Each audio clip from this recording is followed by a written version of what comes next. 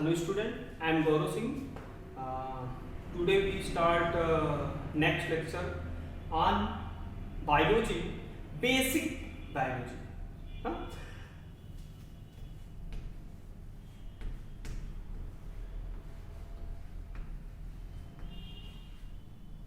चलिए भाई, आज हम बेसिक बायोलॉजी के विषय में आपको बताएंगे।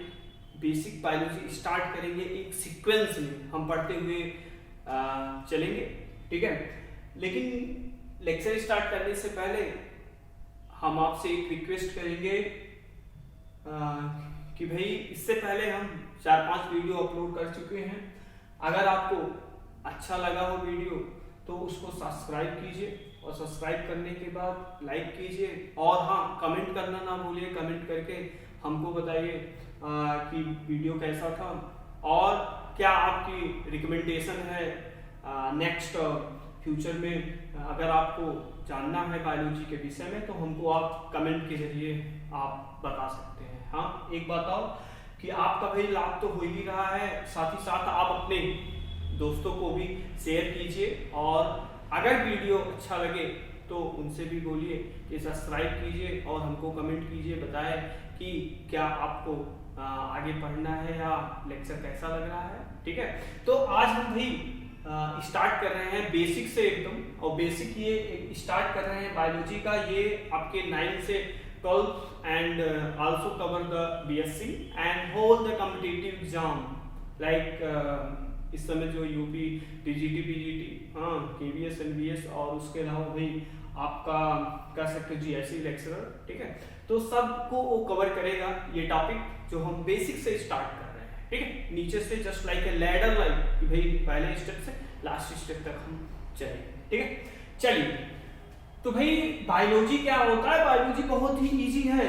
It is as easy as halwa. हलवा खाया है ना कि भाई जैसे खाए तुरंत डाइजेस्ट हो जाएगा, नो मैस्टिकेशन, उसको चबाना नहीं पड़ता, सीधा पेट में जाएगा और अपना एक्शन स्टार्ट करेगा। तो उसी प्रकार आपका बायोलॉजी भी है। लेट्स वॉच बायोलॉजी की। अगर हम देखेंगे भाई कि जो उत्पत्ति हुआ है 2 ग्रीक वर्ड से हुआ है। पहला बायोस और दूसरा लॉगस, ठीक है। ये ग्रीक वर्ड, क्योंकि आप जानते हो कि 2 वर्ड को मान्यता प्रदान किया गया है बायोलॉजी में जनरली, एक ग्रीक वर्ड और दूसरा क्या है भाई, दूसरा आपका लैटिन वर्ड, ठीक है। लैटिन और ग्रीक वर्ड को क्या किया गया, मान्यता प्रदान किया गया है। तो बायोलॉजी शब्द की जो उत्पत्ति हुई है वो ग्रीक वर्ड से हुआ है, बायोस और लॉगस। बायोस मतलब होता है लाइफ और लॉगस मतलब होता है क्या भैया, स्टडी, ओके। तो जब हम लाइफ का स्टडी करते हैं तो उसको क्या बोलते हैं, बायोलॉजी बोलते हैं, ठीक है। अब बायोलॉजी अगर हम देखें भाई कि सबसे पहले बायोलॉजी शब्द दिया किसने था? ये एक साइंटिस्ट थे लेमार्क एंड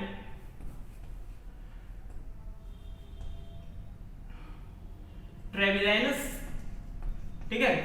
दो साइंटिस्ट थे बेचारे, लेमार्क और ट्रेविलियनस करके, इन्होंने ही सबसे पहले बायोलॉजी शब्द को दिया था, ओके। अब इनको देने के बाद भाई जो हमने बताया कि इसकी उत्पत्ति 2 ग्रीक वर्ड से हुआ है, बायोस और लॉगस। बायोस मींस लाइफ और लॉगस मींस स्टडी। जब हम लाइफ का स्टडी करते हैं, और लाइफ किसमें होता है भाई, आप जानते हो जितने भी आपके लिविंग ऑर्गेनिज्म होते हैं, लिविंग ऑर्गेनिज्म होते हैं, उनमें क्या होता है भाई, लाइफ होता है, ठीक है। अब लिविंग ऑर्गेनिज्म आप जान ही रहे हो, ऑर्गेनिज्म जो होते हैं 2 प्रकार के, एक लिविंग और दूसरे नॉन लिविंग ऑर्गेनिज्म। ये लिविंग ऑर्गेनिज्म जैसे भाई पेड़ पौधे, आपके जितने भी एनिमल होते हैं सब क्या होते हैं, लिविंग ऑर्गेनिज्म होते हैं। और नॉन लिविंग, और अभी हम बताएंगे आपको लिविंग नॉन लिविंग में क्या डिफरेंस होता है। नॉन लिविंग भाई क्या होंगे, जैसे जो ग्रोथ न करे, डेवलपमेंट न करे, लोकोमोशन न करे, इंस्पायरेशन न करे, एक्सक्रीशन न करे, रिप्रोडक्शन न करे, अपने नए प्रोजनी को जन्म न दे, तो वो क्या होते हैं भाई, वो आपके नॉन लिविंग होते हैं। क्या होते हैं, नॉन लिविंग होते हैं, ठीक है। और लिविंग ऑर्गेनिज्म क्या होते हैं कि ऐसे ऑर्गेनिज्म जिनका भाई लाइफ हो, एक पर्टिकुलर लाइफ। लाइफ क्या होता है, आइए जानते हैं भाई लाइफ के विषय में। लाइफ आपको पता होगा कि जितने भी ऑर्गेनिज्म होते हैं टिल बर्थ टू डेथ, जन्म से लेकर मृत्यु तक जो एक्टिविटी करते हैं, फंक्शनल एक्टिविटीज या फिजियोलॉजिकल एक्टिविटीज को जो परफॉर्म करते हैं, उसी वह उस ऑर्गेनिज्म का क्या कहलाता है भैया? लाइफ कहलाता है। ठीक है, कहते हैं ना गांव में, अरे जब कोई एक्सपायर हो जाता है, मर जाता है, अरे हमारे बचवा का लाइफ इतना ही था ना, कहते हैं ना, वो इतने दिन के लिए ही आए थे। ठीक है, तो वो क्या होता है? उनका लाइफ होता है। ठीक है, अब ये लाइफ हमने बताया कि बर्थ से लेकर डेथ तक, जन्म से लेकर मृत्यु तक जितने भी इंटरेक्शन, जितने भी क्रियाकलापों को करता है कोई ऑर्गेनिज्म, वह उस ऑर्गेनिज्म का क्या कहलाता है? लाइफ कहलाता है। ठीक है भाई, अब चलिए आगे आते हैं और जानते हैं कि जो आपका ये क्या बोलते हैं कि जो बायोलॉजी है, अब ये बायोलॉजी हमने बताया कि ग्रीक वर्ड से हुआ है बायोलॉजी, जिसमें हम लाइफ का आइडेंटिफिकेशन करते हैं। लेकिन अगर हम बात करें कि बायोलॉजी के जो फादर थे वो आखिर है कौन थे? एक साइंटिस्ट थे आपके अरस्तु जी।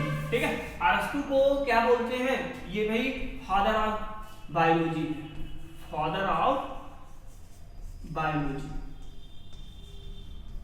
ठीक, और आप जानते हैं आप कि बायोलॉजी के दो पार्ट होता है भाई, टू पार्ट ऑफ बायोलॉजी। एक आपका क्या होता है? जूलॉजी होता है, दूसरा आपका क्या होता है भाई? बॉटनी होता है। ठीक है, अगर कोई पूछे तो बायोलॉजी क्या है? Biology is the branch of science in which deals the life of organism या लिविंग ऑर्गेनिज्म के विषय में हम क्या करते हैं? बायोलॉजी में आइडेंटिफिकेशन जनरली करते हैं भाई। अब जूलॉजी, इसके दो पार्ट बायोलॉजी के, जूलॉजी और बॉटनी। जूलॉजी क्या होता है कि जूलॉजी बायोलॉजी का ऐसा पार्ट होता है, the branch of biology in which we deals about the क्या? एनिमल के विषय में। जब हम एनिमल ऑर्गेनिज्म के विषय में जब हम आइडेंटिफिकेशन करते हैं तो उसको क्या बोलते हैं? जूलॉजी बोलते हैं। और फादर ऑफ जो जूलॉजी हैं वो भी अरिस्टोटल जी या अरस्तु जी हैं, आप जानते हो। लेकिन बॉटनी की बात करें अगर हम, तो बॉटनी के जो फादर हैं भाई वो आपके कौन हैं? थियोफ्रेस्टस।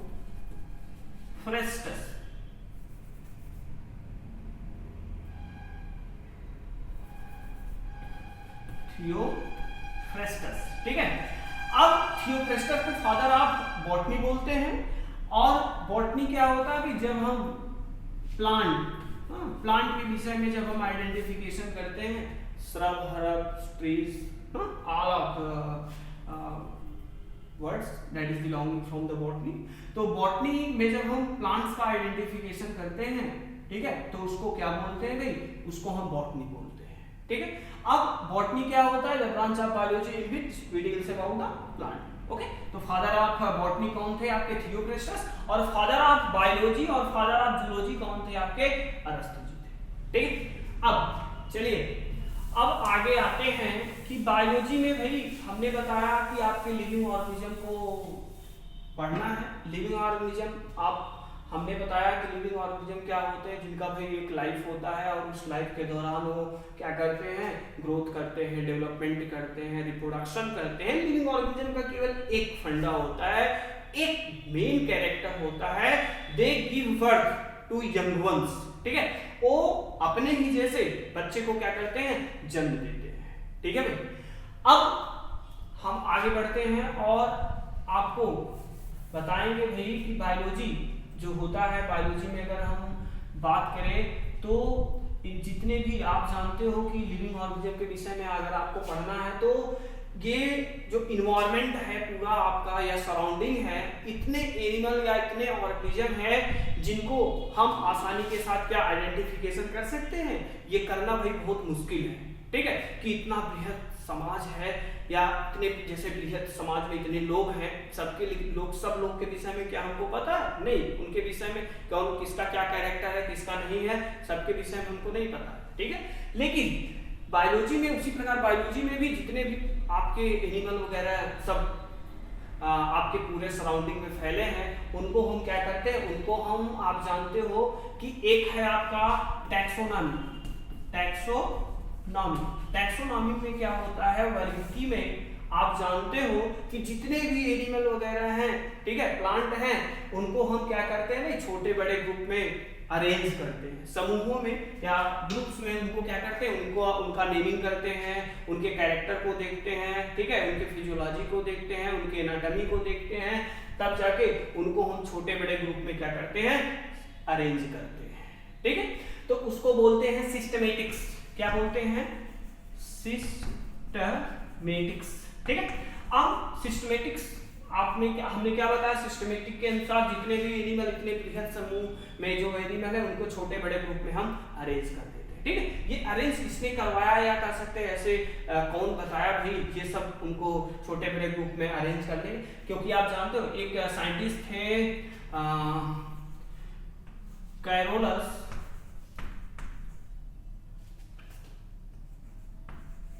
लिनियस जी क्या थे भाई, एक ऐसे साइंटिस्ट थे जिनको फादर ऑफ क्या बोलते हैं, टैक्सोनॉमी। ये है भैया आपके फादर ऑफ टैक्सोनॉमी, ठीक है, टैक्सोनॉमी। ये फादर ऑफ टैक्सोनॉमी जो आपके कैरोलस लिनियस जी है, इन्होंने ही बताया कि जितने भी एनिमल हैं वो बहुत बृहद समूह है, उनको हम छोटे बड़े ग्रुप में क्या अरेंज करते हैं। जैसे आप बायनोमियल नोमेनक्लेचर पढ़ेंगे, ट्राइनोमियल नोमेनक्लेचर पढ़ेंगे, ठीक है। और इनका जो बुक था एक जानते हो, एक सिस्टम एलिसबी करके, जनरल प्लांटेरम, कई और साइंटिस्ट आए जो हम आपको टैक्सोनॉमी जब पढ़ाएंगे तब डिटेल में हम बताएंगे, ठीक है। अब टैक्सोनॉमी हम जब स्टार्ट करेंगे तब आपको हम डिटेल में बताएंगे। तो ये जो वैज्ञानिक थे कैरोलस लिनियस, उन्होंने बताया कि उनको अरेंज हम कैसे करते हैं, और अरेंज करने के बाद उन्होंने एक फिक्स अरेंज किया जितने भी एनिमल। उनके बाद एक साइंटिस्ट था, आपको पता होगा, आर.एच.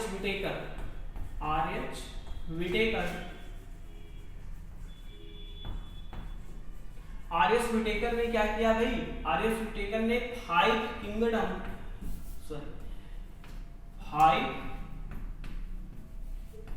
किंगडम क्लासिफिकेशन किया। 5 किंगडम क्लासिफिकेशन आप जानते हो, इनका 5 किंगडम क्लासिफिकेशन क्या था भाई, Monera, protista, fungi, animalia and Plantae, ठीक है भाई। Monera, protista, fungi, animalia, Plantae, ये इनका 5 किंगडम क्लासिफिकेशन था, जिसके अनुसार पूरे अर्थ पे जितने भी प्लांट और एनिमल के ऑर्गेनिज्म थे सबको ये 5 किंगडम में क्या कर दिया, क्लासिफाइड कर दिया, ठीक है। अब ये पांचों किंगडम का जो क्लासिफिकेशन है उसको हम भाई क्या कि उसको हम स्टार्ट करेंगे जब टैक्सोनॉमी, हमने बताया कि टैक्सोनॉमी जब स्टार्ट करेंगे तब उसको हम क्या करेंगे, डिटेल में पढ़ाएंगे, ठीक है। चलिए अब हम स्टार्ट करते हैं। ये जो चौथा आपका फाइलम था एनिमेलिया, ठीक है। एनिमेलिया में आप जानते हो एनिमल जब हम के विषय में जब हम आइडेंटिफिकेशन करते हैं तो सबसे पहले उनको क्या किया गया भाई, उनको नेमिंग वगैरह के अनुसार अरेंज कर दिया गया, और अरेंज करने के बाद उस जो ऑर्गेनिज्म थे उनको भाई वर्टिब्री के अनुसार, किसके अनुसार, वर्टिब्री के अनुसार क्या किया गया भाई कि छोटे छोटे ग्रुप में, फाइलम्स में, संघ में क्या कर दिया गया, कैप्ट कर दिया गया, ठीक है। आप जानते हो वर्टिब्री भाई कितनी होती है, 26 वर्टिब्री होती है, वर्टिब्रल कॉलम, कशेरुकदंड जिसको बोलते हैं। अब ये भी एम्ब्रियोनल स्टेज में इसकी संख्या 33 होती है, ठीक है। और after the embryonal stage, after the birth, that is till birth to death, that is expected in up to 26, okay. तो 26 ये वर्टिब्री होती है। इसके अनुसार जितने भी एनिमल्स थे उनको हम क्या किए भाई, उनको हम दो ग्रुप में क्या किए कर सकते हो, डिवाइड कर दिए। एक आपके कह सकते हो कि इनवर्टिब्रेट पहला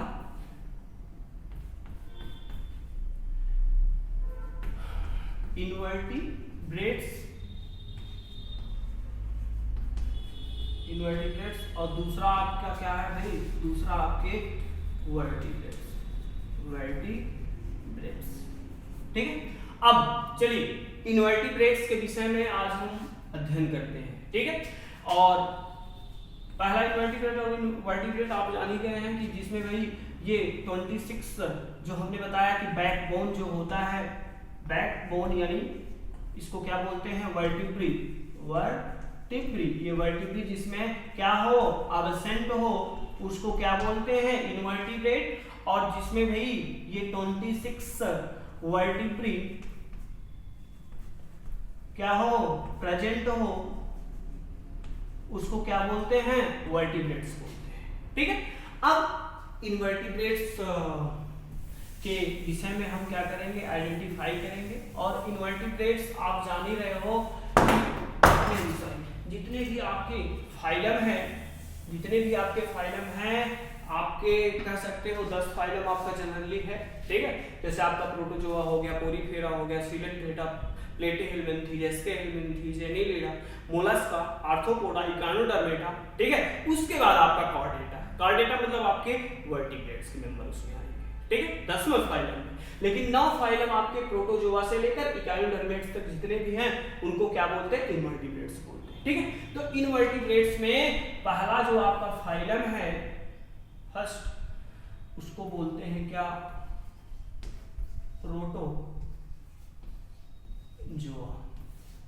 ठीक है, अब ये प्रोटोजोआ क्या है भाई, ये आपका फाइलम है, तो ये प्रोटोजोआ फाइलम हम स्टार्ट करते हैं। ठीक है, अब प्रोटोजोआ फाइलम जो होता है वो पहला फाइलम है भाई। जैसे आप सीढ़ी छत पे चढ़ना रहेगा तो पहले स्टेप पे, फिर दूसरे, फिर तीसरे, फिर चौथे, फिर 5वें, तब जाके छत पे चढ़ेगा ना। स्पाइडरमैन तो है नहीं आपकी जंप किए कि सीधे छत पे पहुंच गए, बोलो भाई। हाँ, तो प्रोटोजोआ आप जानते हो कि ये भी पहले ऑर्गेनिज्म, ये पहले एनिमल के रूप में देखा गया इनको। और आप जानते हो प्रोटो मतलब होता है क्या, फर्स्ट, और जोआ मतलब होता है एनिमल। ठीक है, ये पहले एनिमल्स के रूप में पृथ्वी पे दिखाई दी। ठीक है, और दिखाई देने के बाद ये जितने भी साइंटिस्ट थे इनको कह सकते हैं कि इनको देखने के बाद उनको एनिमल्क्यूल्स के रूप में बताया, एनिमल्क्यूल्स यानी क्या बताया उनको, जंतुक बताया। क्या बताया भाई, जंतुक, यानी ये जंतु से बिलोंग करते हैं। ठीक है, आर.एस. व्हिटेकर ने तो इनको भाई प्रोटिस्टा में रख रखा है, आप जान ही रहे हो। लेकिन आप का जो स्टैंडर्ड है एनसीईआरटी में जो दे रखा है वो भी प्रोटिस्टा में इंक्लूड किया है। लेकिन आप बीएससी वगैरह में जाएंगे, नस्सी में जाएंगे तो प्रोटोजोआ पहला फाइलम रखा है, फिर पोरीफेरा है। ठीक है, इनको भाई प्रोटिस्टा में भी पढ़ते हैं हम, और क्या कि उनको हम अलग से कह सकते हैं एक फाइलम में भी पढ़ सकते हैं, दैट इज प्रोटोजोआ। ठीक है, या प्रोटोजोआ के जितने भी एनिमल है उनको हम प्रोटिस्टा में भी, जो 5 किंगडम आर.एस. व्हिटेकर ने दिया था। ठीक है, ये आप रिमाइंड रखिएगा, याद रखिएगा भाई। ठीक है, तो प्रोटोजोआ जो होता है उनको क्या बोलते हैं, फर्स्ट एनिमल। ठीक है, और कुछ और वैज्ञानिक जो बेचारे थे उन्होंने क्या किया, इसको एनिमल्क्यूल्स भी किया, जंतु के नाम से उन्होंने उसको संबोधित किया। ठीक है, अब भाई आते हैं कि इनका जो मॉर्फोलॉजी होता है, उनका कैरेक्टर होता है, क्या होता है। ठीक है, कैरेक्टर्स के विषय में हम सबसे पहले इसके क्या जनरल कैरेक्टर के विषय में, जनरल कैरेक्टर। ठीक है, जनरल कैरेक्टर के विषय में हम क्या करते हैं, अध्ययन करते हैं। जनरल कैरेक्टर आप जानते हो कि जितने भी प्रोटोजोवन होते हैं, फर्स्ट ये एनिमल, इनको क्यों कहा गया, क्योंकि भाई कुछ वैज्ञानिक ने इनको जो वर्षा की जो जल होते हैं जहाँ पे रुक जाते हैं, जैसे आपके पॉन्ड हो गए, लेक हो गए, पूल्स वगैरह, हाँ, तालाब, पोखरे वगैरह में, उनको इन्होंने क्या किया कि सबसे पहले ये आइडेंटिफाई किया। ठीक है, ये इनका अगर हम देखेंगे हैबिटेट क्या होता है, हैबिटेट, तो ये सबसे पहले क्या होते हैं, ये आपके कहाँ पाए जाते हैं, पॉन्ड में, पूल्स में, लेक्स में।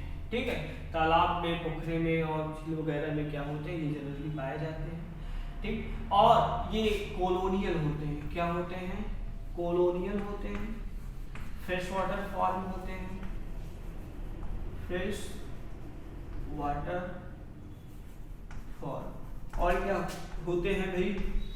सॉलिटरी होते हैं, एकल होते हैं। कॉलोनियल मतलब निवही, जो कॉलोनी बना के रहते हैं, ठीक।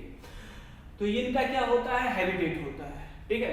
अगर हैबिटेट के बाद मॉर्फोलॉजी की बात करें तो इनका मॉर्फोलॉजी जो होता है भाई, आप जानते हो इनको क्या बोलते हैं?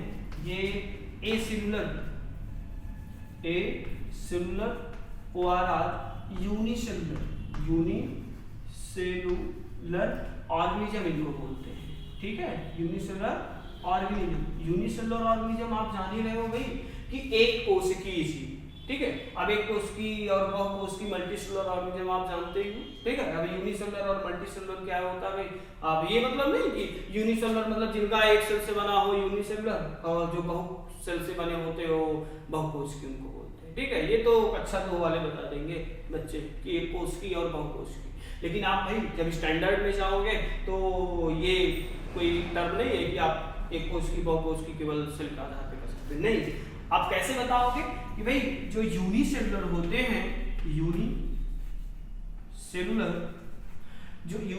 ऑर्गेनिज्म का जो बॉडी होता है वो एक सेल से, हाँ जो आपने बताया कि एक सेल से ये क्या होता है? बना होता है, वन सेल फॉर्म होता है। But only one cell perform all of the physiological activities,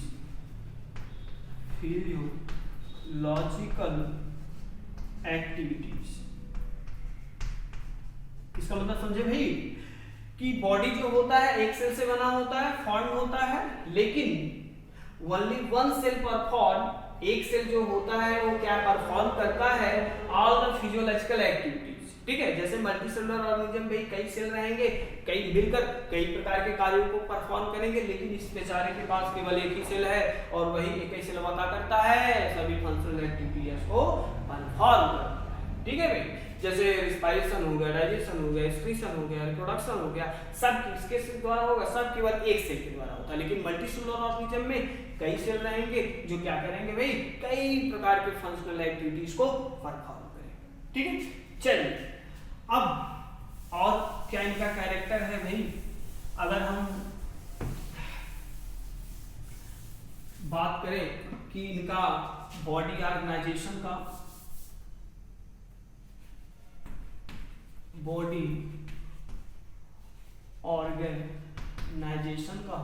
तो इनका बॉडी ऑर्गेनाइजेशन जो होता है, शरीर संगठन जो होता है वो भाई क्या होता है? Protoplasmic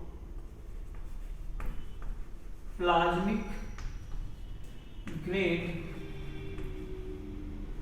of body organization, protoplasmic grade of body organization, ठीक है।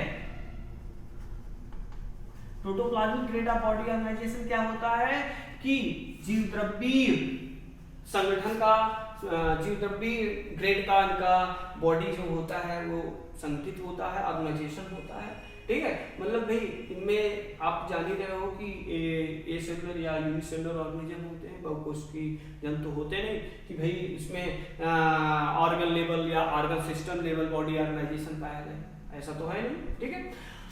अब भाई आगे आते हैं और जानते हैं और इनका क्या कैरेक्टर है। जैसे नेक्स्ट सिमेट्री क्या होता है भाई? सममित। इसमें क्या होता है? इसमें आप जनरली आप कह सकते हो कि ये एसिमेट्रिकल एनिमल होते हैं। एसिमेट्रिकल एनिमल आप जान ही रहे हो, सिमेट्री आप जान ही रहे हो। सिमेट्री क्या होता है? सममित। किसी भी इंडिविजुअल का जो बॉडी का प्लेन, जब हम उसके बॉडी को कट करें, डिवाइड करें, जब वो इक्वल हाफ में डिवाइड हो जाए तो उसी को बोलते हैं क्या? सिमेट्री। सिमेट्री आपका 3 होता है, एसिमेट्रिकल, बाइलेटरल सिमेट्रिकल और तीसरा आपका क्या होता है? रेडियल सिमेट्रिकल, ठीक है। एसिमेट्रिकल क्या होता है कि ऐसे ऑर्गेनिज्म जो चाहे जिस प्लेन से उनके बॉडी को हम कट करें वो इक्वल हाफ में डिवाइड ना हो, तो उसको क्या बोलते हैं, उस प्रकार के ऑर्गेनिज्म को एसिमेट्रिकल ऑर्गेनिज्म बोलते हैं। ठीक है, जैसे आपके अमीबा वगैरह, इस प्रोटोजोआ फाइलम में जो जंतु आएंगे। ठीक है, दूसरा बायलैटरल सिमेट्रिकल क्या होता है, बायलैटरल सिमेट्री ऐसे होते हैं जितने भी आप लंबे लंबे ऑर्गेनिज्म को देखेंगे उनके बॉडी को जब हम, जैसे ये आप अपने ही बॉडी को देख लीजिए, जस्ट लाइक मी।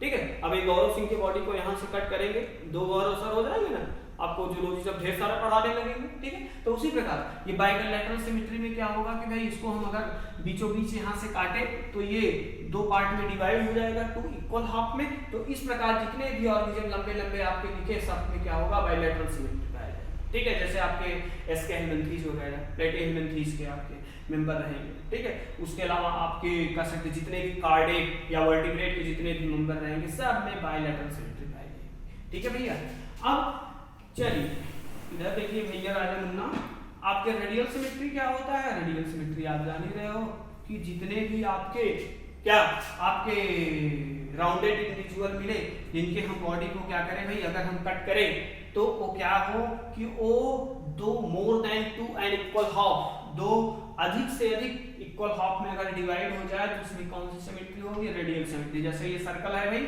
अब इस सर्कल को हम क्या करें, यहाँ से कट करेंगे तो इक्वल हाफ, यहाँ से इक्वल हाफ, यहाँ से इक्वल हाफ, यहाँ से। ठीक है, तो 2 से अधिक इक्वल हाफ जब किसी इंडिविजुअल के बॉडी को हम किसी प्लेन से काटे और इक्वल हाफ में डिवाइड हो तो उसमें कौन सी सिमेट्री होगी, रेडियल सिमेट्री। जैसे आपके क्या, जैसे आपका पेंटासिरास हो गया। ठीक है, स्टारफिश जिसको बोलते हैं। ठीक है, तो ये इकाइनोडर्मस सी अर्चिन हो गया, इकाइनस हो गया, इनवर्टिब्रेट्स के मेंबर के जो आप नॉर्थ फाइलम है आपका। ठीक है, इनवर्टिब्रेट्स में उसमें के जितने भी इंडिविजुअल लगभग रहेंगे उनमें क्या होगा भाई, उनमें रेडियल सिमेट्री पाया जाएगा। ठीक है, लेकिन आपके प्रोटोजोवन में जनरली क्या होगा, एसिमेट्रिक पाया जाएगा। ठीक है, या एसिमेट्रिकल होगा। चलिए आगे बढ़ते हैं, और इनका कैरेक्टर और क्या है भाई कि अगर हम इसमें न्यूट्रिशन की बात करें, न्यूट्रिशन प्रोटोजोआ में कैसा होता है भाई, आइए देखते हैं कि ये कैसे होते हैं जनरली। इसमें जो न्यूट्रिशन होता है होलोजोइक होता है, होलोजोइक ORR एक होलोजोइक, या आप कह सकते हैं होलोफिटिक, होलोफिटिक भी होता है, होलोफिटिक भी होता है, और ORR एक और जिसको बोलते हैं पैरासिटिक। ठीक है, पैरासिटिक। ठीक, अब भाई होलोजोइक मतलब आप जान ही रहे हो, ये इनको बोलते हैं जस्ट एनिमल लाइफ। किसके तरह भैया, एनिमल लाइफ, यानी जंतु की तरह जब न्यूट्रिशन ये पोषण हो उसको होलोजोइक बोलते हैं। जंतु की तरह भी ये कर सकते हैं। होलोफिटिक यानी प्लांट लाइफ, किसके तरह भैया, प्लांट लाइफ, प्लांट लाइफ, पौधवा के जैसा भैया। तो ये प्लांट लाइफ जो होते हैं उनको क्या बोलते हैं, होलोफिटिक। पौधे लो भैया, एक्सेप्शन आ गया ना कि भैया जंतु भी है, पादप की तरह भी कार्य करेगा, और पैरासिटिक परजीवी की तरह भी, किसी परजीवी समझ रहे हो ना, परजीवी यानी किसी पर जीवित, ऐसे जीव जो किसी पर निर्भर रहे उसको क्या बोलेंगे, परजीवी। ठीक है, पैरासाइट बोलेंगे। अब पैरासाइट भी 2 प्रकार का, आपके एक्सटर्नल और इंटरनल पैरासाइट। आप जानिए कि बाह्य परजीवी और अंतर परजीवी। बाह्य परजीवी में जो बॉडी के ऊपर रहकर अपना लाइफ स्पेंड करे और अपने न्यूट्रिशन को एब्जॉर्ब करे, जैसे आपका जोक वगैरह, हेमिटेरिया या लीच उसको बोलते हैं। ठीक है, और इंटरनल पैरासाइट जैसे आपका जितने भी आप देखेंगे, जैसे फैसियोला हेपेटिका हो गया, लीवर फ्लूक जिसको बोलते हैं। ठीक है, और जितने भी ऑर्गेनिज्म आपके कई हैं। ठीक है, वो सब आपके क्या होते हैं, वो सब आपके इंटरनल पैरासाइट होते हैं। ठीक है, एस्कैरिस हो गया, ठीक है, सब वो इंटरनल पैरासाइट में आपके आएंगे। ठीक, तो ये तीनों प्रकार का न्यूट्रिशन कर सकता है, पोषण कर सकता है। न्यूट्रिशन क्या होता है, अपटेक ऑफ फूड, फूड को ग्रहण करना। ठीक है, तो ये फूड कैसे ग्रहण करेंगे, एनिमल के जैसे, प्लांट के जैसे, और पैरासाइट परजीवियों को जैसे। ठीक, अब आगे आते हैं भाई, इनमें रिस्पायरेशन कैसे होता है।